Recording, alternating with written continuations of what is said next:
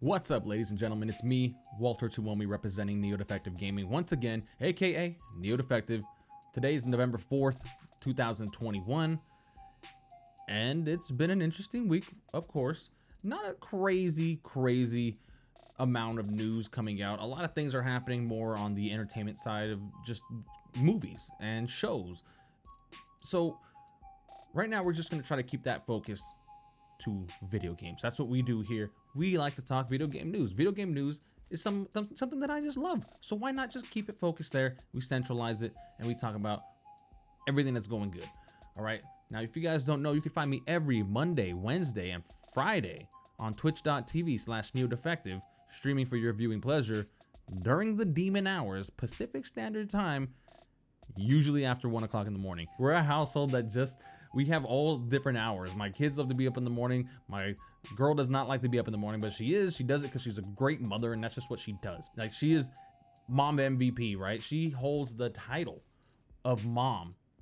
There's levels to this, right? You guys might know somebody that's a black belt in momism, but this one at this house is a black belt on another level. If you take your baby mama, you take my baby mama, I'm telling you, my baby mama's gonna outdo yours.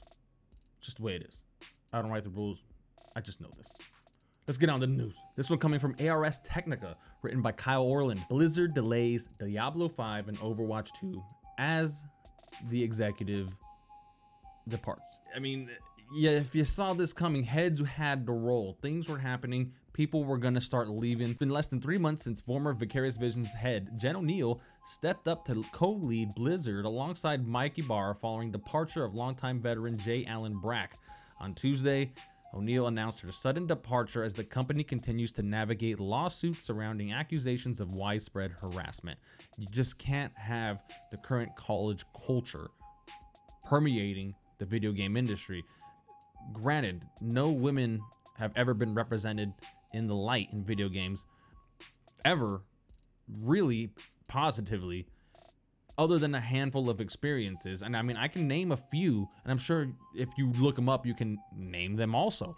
I'm just telling you that the history of what the games that we play represent, we're normally playing as busty, over-the-top characters like Bayonetta, who I love, by the way. I'm not judging anybody's take on this and what they like and what they don't. I'm just saying that there can be some better representation out there. Anyways, it goes on to say, O'Neill said in a statement that she will be stepping down from leadership immediately ahead of leaving the company entirely at the end of the year. I'm doing this not because I'm without hope for Blizzard, quite the opposite. I'm inspired by the passion of everyone here, working towards meaningful, lasting change with their whole hearts.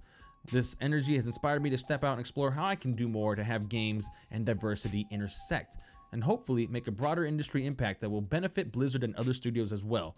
Blizzard's best days are ahead, and I truly believe that. Now, along her departure, we also had Jeff Kaplan leave. Remember, this is on top of everything that was already going on, all the things that Blizzard and Activision were trying to keep down, suppressed. You can't keep the lid tight on harassment accusations and things like that. Of course people are going to come out, and it's their due diligence. These women have a role to fill, and it's to make sure that they're represented accurately, not just in video games. I'm talking about as an overall whole within the video games industry, either as leaders, game developers, graphic designers. They just need to have roles filled or look towards women in the industry in general that might be able to step up and fill the roles better. And not only are you maybe meeting your diversity quota, but you might actually find a better representation of these individuals out there. The two most anticipated games, Diablo 4 and Overwatch 2, neither title will be released in 2022. And I think we all saw that coming with everything that was coming to a head. It had to happen. There was too much talent leaving all at once. I mean, the company could have shut down. They had to go through damage control, in which they're still doing right now. In an earnings call Tuesday, Activision Blizzard CEO Bobby Kotick highlighted how tumult amongst Blizzard staff from executives on down has helped contribute to these delays. In recent months, we have taken actions that resulted in the departure of a number of individuals across the company, he said. Additionally, we have seen increased competition in the market for our talent and higher voluntary turnover that has partly offset our success in hiring. I'm sure I'm sure that sounds like all damage control. Nothing about that seems like an actual statement that they're trying to hire diversity. It just seems like that's something that they had to write amongst everything going wrong over at Blizzard right now.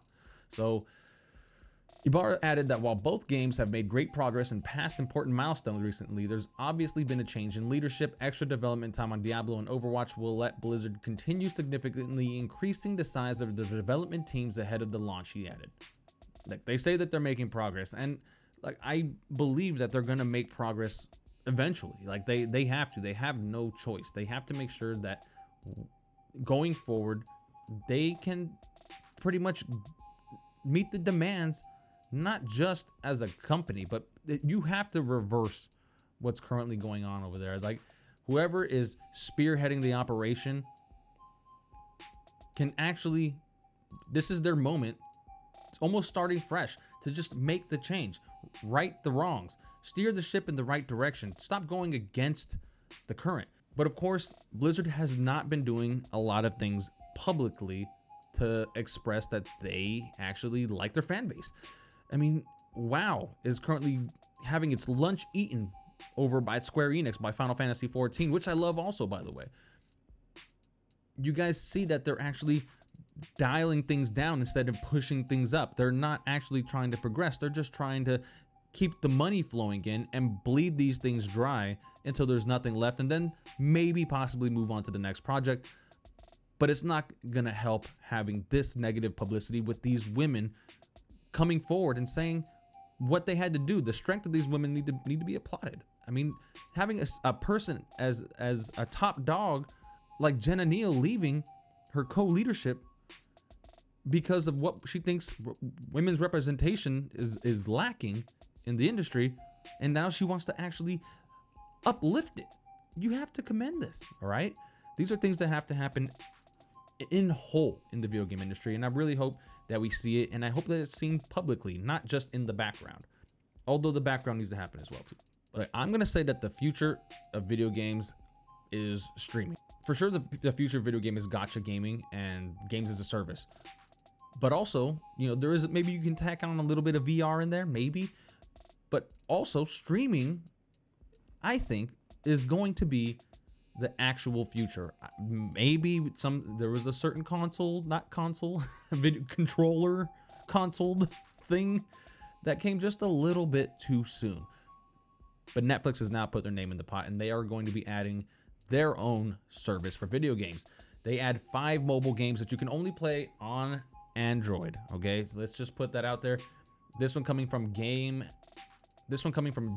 Marina. I'm not familiar with this site as well, but if you ever looked at the Netflix app for mobile and thought something was missing, they go on to write, well, I bet you didn't think that it was video games.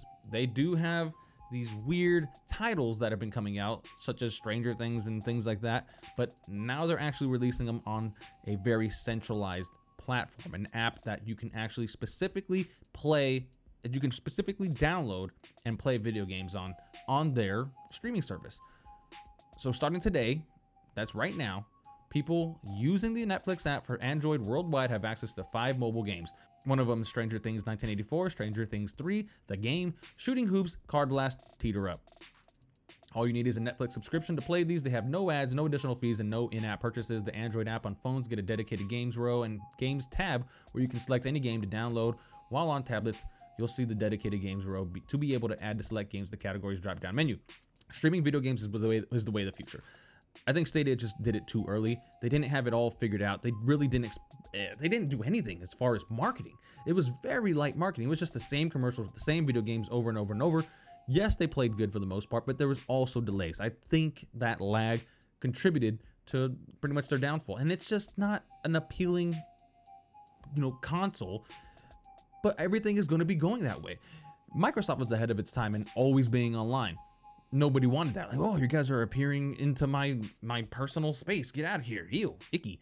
Guess what? We're all online. We're all online 24/7. That's all we want to do. We just want to be online. We want to consume everything that's going on. We want to be seen by our friends. We want to see what our friends are doing online. We want to see the trophies and the games that they purchased and what they're following, who developers doing, what developers they're following, who's doing what. They want to see what we're interested in, and it just makes this seemed like all the more viable medium for the future.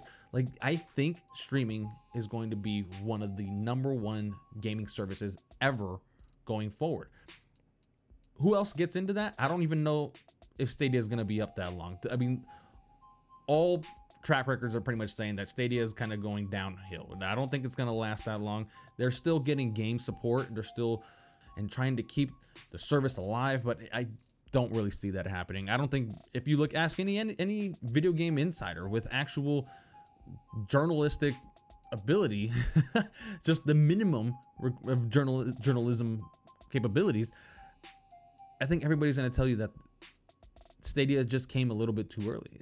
Like, they're Gen 1, right? They're Gen 1 who got it wrong, maybe got it right. But then the next one's going to come along and do it better. And matter of fact, they might do it where it almost feels like there's zero lag, where it almost feels like you're playing the game as it was played on the console. It's possible, right? I mean, we're getting rollback netcode for fighting games. Why not have an insane amount of rollback netcode for other video games, just all titles?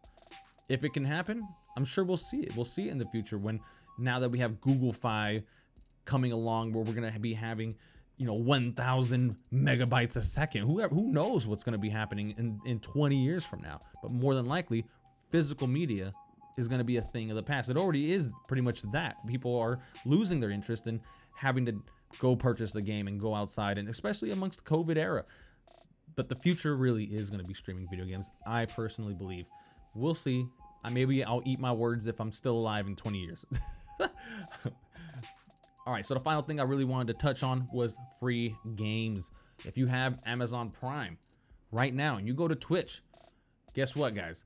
Dragon Age Inquisition on Origin is available. Control Ultimate Edition, full game for PC on Good Old Games, is available.